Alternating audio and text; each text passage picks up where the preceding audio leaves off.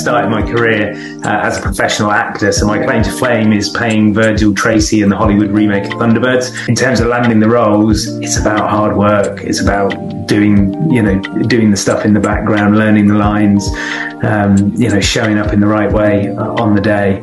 And then keeping your fingers crossed. I lost my sister when I was 7 years old.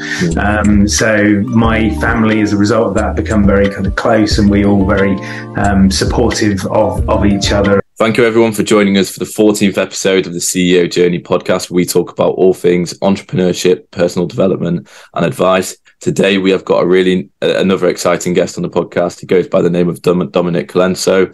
A lot of you may know him for his key role in the Thunderbirds, but he's also an international keynote speaker, author and serial entrepreneur. Dominic, how are you? I'm very well, thank you. Thanks very much for having me. Oh, no worries. And it's an absolute pleasure to have you on. Could you just briefly introduce yourself? I know I've given you a brief introduction, but if you could just elaborate on that, that would be great. Yeah, absolutely. So I think what Tom was alluding to was the fact that I started my career as a professional actor. So my claim to fame is playing Virgil Tracy in the Hollywood remake of Thunderbirds in 2004 with Sir Ben Kingsley and Bill Paxton. But since then, my kind of journey has gone on in a slightly different direction. And I now take those skills that actors and theatre directors use to help business people engage and create impact and influence others. So I do a lot of work now with leaders, with sales teams, really helping them think about how they show up, helping them with things like pitches, with presentations, and generally coaching people to bring out their best performance. Well, that's incredible, and we love the work that you're doing currently. But Dominic, if you could just take us back, I guess. So what was your childhood like then? And is there anything that really shaped the person you are today?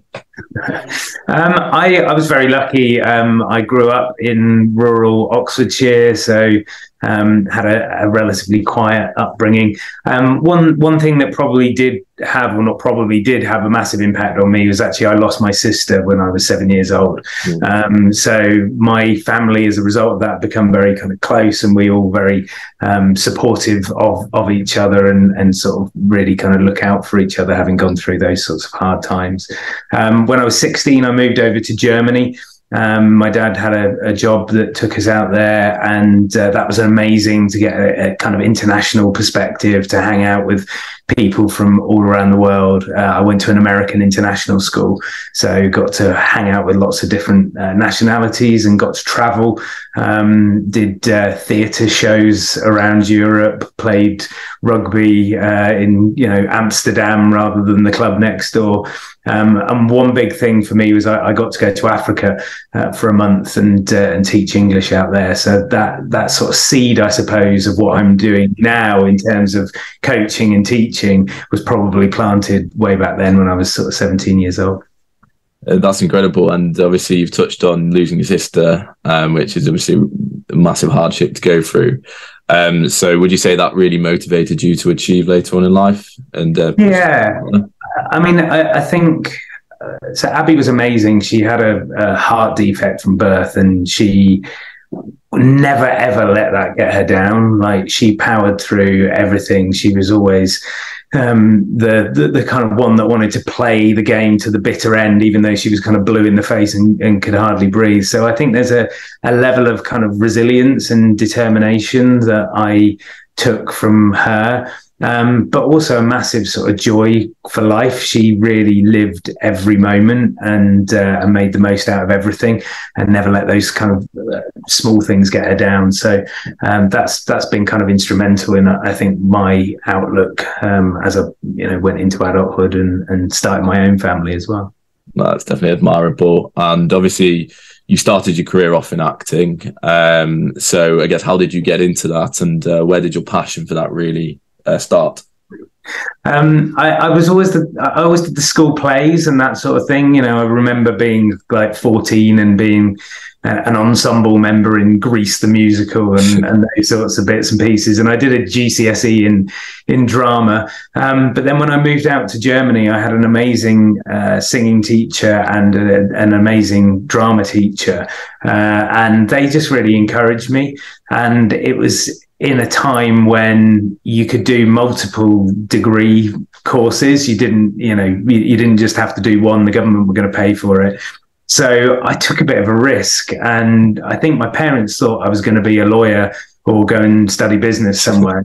And I sort of remember speaking to them one day and saying, Miss Manning, my drama teacher, had said that she thinks I'm good at this, and I think I'd like to apply for drama school. And they were massively supportive. And the kind of fallback plan was always going to be, well, if that doesn't work out, I'll just go back and spend another 3 years doing something else. But I was really lucky. I did my drama school training, and I got my first job in my third year, and everything kind of took off from then.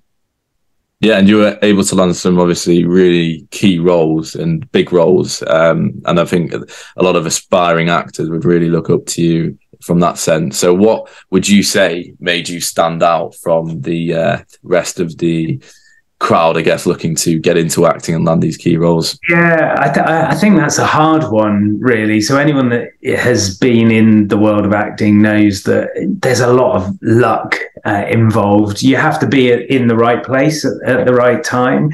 And I think fundamentally the things that I did really well were actually, connecting with people in the industry, being very strategic about targeting the right agents and the right casting directors. At the end of my 3 year of training, we had this showcase, and most people just sent an email to the casting director or wrote them a letter inviting them to come along and see us. And I used my savings to have postcards printed with my face on them, and then I hand wrote notes on the back of them and sent them out. And like at the time, when you think about postcards now, you think, oh, that costs like £2. Back then, it was so expensive. You had to have your photo put onto a sort of silver plate, and everything was printed off this plate. It wasn't just like digital printing like we have now. So I did that, and the response to that was huge. So I had lots more interest from casting directors and agents than I think some of the other people in my year did, just because of the way I'd kind of marketed myself, really. And then in terms of landing the roles, it's about hard work. It's about doing the stuff in the background, learning the lines, showing up in the right way on the day. And then keeping your fingers crossed. Yeah, no, 100%. And I guess from that, and to put a bit of context for you, I've got actually a friend whose passion is in acting, but he's taken a conventional route through university, studying a degree that's not applicable to that whatsoever. But he's really looking to get a break. For someone like him or anyone else in a similar position, what would you best advise for them to break through into the acting space? So like anything, you've got to be in it to win it. You've got to be doing it. So even if you weren't doing it in the kind of conventional way and going to drama school, then you need to find semi-professional productions that you can be a part of, not just your local amateur dramatic society, but something that's kind of growing and big. And like in 2022 2023, you can shoot your own movie, you can have your own YouTube channel. You need to be kind of getting your content out there. It's just like any business, really. You've got to have that visibility in order to create that credibility. And also, the more social proof you have, I think in this day and age, the better. So the more likes, the more shares, the more things go viral, the bigger chance you have of someone sort of spotting you and taking you on. But it's all about hard work. Keep knocking on the doors. Don't take the knockbacks too seriously. And keep pushing on. So lots of parallels between the acting world and the world of business, to be honest. Mm-hmm. And I guess before we get on to what you're doing in the business world currently, another question what I'd like to ask you is, I guess, your experience in Thunderbirds. What was that like for you? And guess what were the things that you learned from that? I mean, it was, to be honest, it was like being in a theme park. I don't know if you've ever been to Disney or Universal Pictures or anything like that, but you pressed a button and things moved, and there was lots of dry ice and sort of craziness dangling from cranes above flaming oil rigs and all sorts of madness. It was great fun. It was amazing to see the work ethic of the cast and the crew. You know, those sorts of things are massive productions. You've got hundreds of people working on it, and the kind of coordination of that in order to build that final product is huge. So the filming of it itself was amazing. Seeing people like Sir Ben Kingsley and the late Bill Paxton doing their thing, being able to talk to them about it and ask them, you know, why they'd made that choice, or how they were going to play this scene, or what did it mean if the camera was that far away, and how did it change their performance. There was just so much to learn. So I was like a bit of a sponge, to be honest. And then there's a weird hiatus where the movie has been filmed, and then you wait for sort of 6 months for it to go through the edit, and then things pick up again, and you start the press junkets and talking to the journalists, and then you've got the premiere, which, you know, just that's mind-blowing, walking down the red carpet and having people scream your name, and you're like, hang on, you haven't even seen the film yet, what's going? But the hysteria did you walk down the red carpet? Yeah, absolutely. Wow.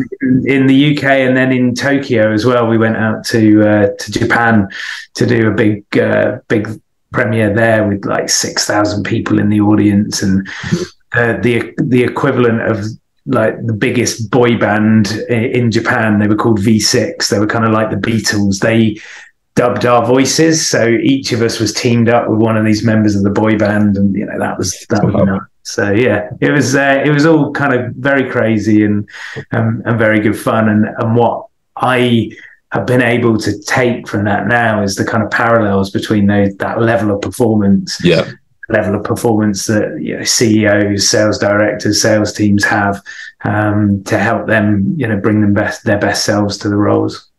Right, now that's incredible. And getting on to, I guess, what you're currently doing, what is, if you could just basically elaborate on what Inflow is, and I guess how you really got into this position, what inspired you to take this route from acting? Yeah, so this whole thing kind of kicked off over 10 years, probably about 12 years ago now. I was working, I continued working as an actor, but was also directing theatre quite a lot. And I'd started teaching at some of the big drama schools in the UK. So I went back to teach at my drama school, which was a place called Drama Centre, very method. Tom Hardy was in the year above me. I was also teaching at RADA and a couple of the other big drama schools in London. While I was doing that, I got asked whether I could help a business out with some storytelling. And I'm the sort of person that will say yes to anything once. So I wasn't really sure how the skills were going to transfer, but I thought, you know, we'll give it a go. And it was fascinating. It was fascinating to see people take a toolkit from one industry and be able to apply it in another. And I saw the power that had to help people do their jobs better. You know, in most industries, a lot of what we do is communicate ideas with other people. We have something up here and we have to bring it to life for our audience. So that kind of led me down an interesting, curious path. I went and did some retraining as a coach and got some coaching qualifications, started doing more of the training side of things alongside the acting. And then my daughter was born 9 years ago, and we decided that was a good reason to start a business and sort of have our own thing. We moved out of London. I now live up in Yorkshire, and Inflow was born just after Nell was. So yeah, that's a communication skills training company. We work with organizations internationally. We've got a great client base. We help sales teams, help leaders with their communication skills. I do a lot of one-to-one coaching with CEOs and C-suite leaders, helping them think about their impact and their messaging and how they come across. And I also do a lot of keynote speaking. So I turn up at conferences and try and deliver a really interesting, inspiring and useful message in 60 minutes to get people motivated to think about how they can make more impact and increase their influence. So a lot of it comes from the book that I wrote in 2019, a little plug, called Impact. And in that, I've kind of distilled down the methodology that I used and tried to put it into some really sort of simple, practical steps that people can follow to help them be more effective. So what is the sort of framework that you use when you're working with these clients? Yeah, so the acronym's called IMPACT, and all of the coaches that work for us will follow the sort of same methodology. The I stands for intention, so that's all about beginning with the end in mind, making sure that you've got a kind of clear objective, being aware of what you want people to know, what you want them to feel, what you want them to do. The M is mindset. So I believe that we all hear voices in our heads. And for any listeners that are thinking, what's he talking about? That's the voice. Yeah, we're always having this little kind of dialogue with ourselves. And, often that's quite negative. It's kind of saying, oh, that sucked. Don't do that again. So we need to be able to work with that voice and turn it into something that is more supportive. The P in the model is presence. That's physical and vocal. A lot of that comes from my days as an actor. If you're watching this on video, you'll notice that I'm standing up right now. I really kind of think that being embodied helps you carry your message. So the more energized you are physically, the more energy you give to your audience. I definitely need to learn that lesson.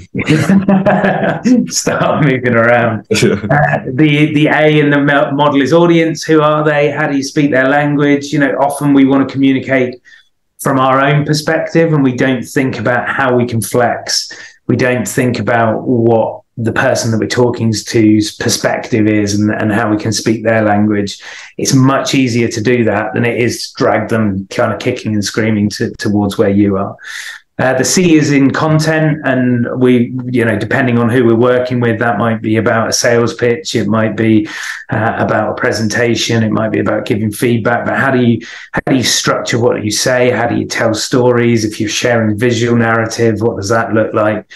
And then T is probably the most important ingredient, and that's technique, and that's about authenticity. So I genuinely believe that there is no one right way to communicate. There's just the best version of you. And you need to work out which bits of yourself you need to turn up and which bits of yourself you need to turn down, depending on the situation that you find yourself in.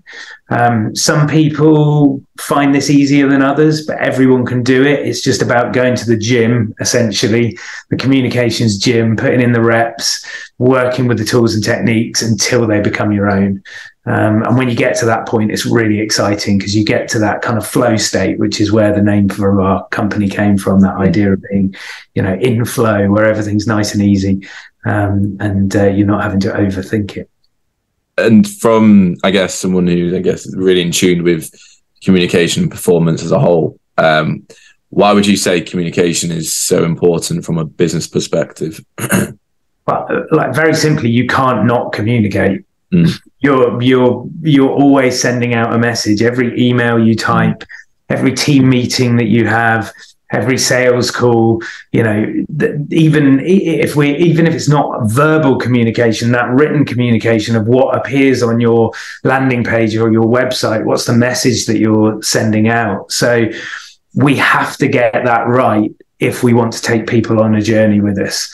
We live in this age where we're just bombarded with information.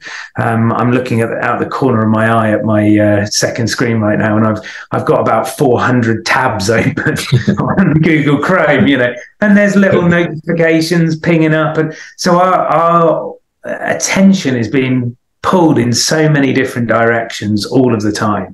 So whether you're communicating internally with your internal stakeholders and colleagues, or externally to partners and customers, you've got to get that right if you want to rise above the noise and make a difference.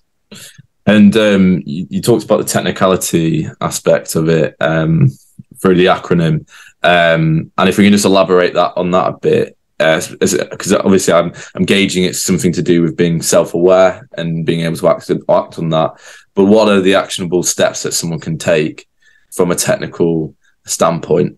So, there are technical elements of all of these pieces of communication. So, if you're thinking about vocal presence or physical presence, or you're thinking about how to structure a clear intention, there are simple tools that you can use, methods that you can implement. When I think about technique as a whole, that's about working out which bits work for you, and being prepared to be vulnerable and take some risks. So I think that, quite often we tend to try and play things safe.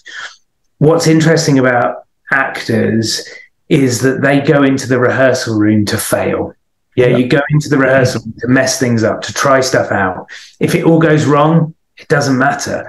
But in a business context, often we try and control everything, and you can't, and that stops you coming across as authentic. So you've got to be able to kind of drop those barriers, and really kind of engage with your audience and just be available to play. If I could encourage people to do one thing, for example, and people will hate this idea, it would be press record on your next Zoom or Teams meeting and watch yourself back. Like most people don't do it. So they you kind of jump on and you kind of get into the flow of everything and you communicate your message, and then you get off and you never actually review that footage. That footage would tell you so much about how you come across. Most people will be surprised that actually they come across as really quite under-energized and a little bit dull. And especially on Zoom and Teams, that's because the camera sucks energy out of your performance. So if you want to come across well on camera, you've got to actually increase your energy levels. I'm not saying you have to be all kind of, jazz hands and kind of crazy, but you do have to be more focused if you want people to kind of sit up and pay attention. Technique is about doing the reps. One way of just sort of starting to check in and build that awareness. Press record next time you're on a virtual meeting. And what about for people who just aren't confident at all, and they're just wanting, obviously, to build something great or do something with a great impact, but they don't have the confidence? Like, what do they do? Is there anything that you would advise to them? Well, obviously, the first thing I'm going to say is read my book. The second thing I'm going to say is put that in the description. is subscribe to my YouTube channel and follow me on LinkedIn. This stuff is a process, so you're not going to shift the needle overnight, right? When I went to drama school, I was a very nervous performer. I used to go bright red, blush from the neck up. You could fry eggs on my ears. It was all very kind of hot and sweaty. And I learned a series of techniques to help give myself that confidence, to help me be calm and controlled under pressure. But you have to, it's back to the technique, you have to put in the reps. The other thing that I see people doing is they lose focus. So rather than just choosing one thing and working on that, so for example, if you are particularly nervous, breathing is going to be a really good way to help you get that fight or flight response under control. I would spend 3, 4, 5 weeks being really committed to working on that breath in those high stakes situations before I tried out anything else. Yeah, you've got to give these things time to develop. It's like going to the gym. You don't just, stack the machine to its highest weight and do the first bench press. You have to start small and build it up. And exactly the same is true for communication. No, 100%. And I think that's a great place to end the podcast on, Dominic. It's been an absolute pleasure having you on, and we had a really interesting conversation there. Any last words for the viewers? Go out and make an impact. We live in this amazing age where we can be talking to each other from completely different parts of the country. I get to work around the world with organizations without setting foot outside of my office. So your audience is out there. You have a great opportunity to reach them. Just make sure you have fun while you're doing it. That's great advice, and obviously they can reach you on LinkedIn. You've got a YouTube channel which I'll plug in this description for you, and obviously Impact the book. If you're someone who feels like you can gain a lot of value from this, then please buy the book and read it and learn. Yeah, it's on Audible too if you prefer to listen. Yeah, So that's all going to be down in the description. But yeah, Dominic, thank you very much. We wish you the best of luck with Inflow, and thank you very much for hopping on the podcast.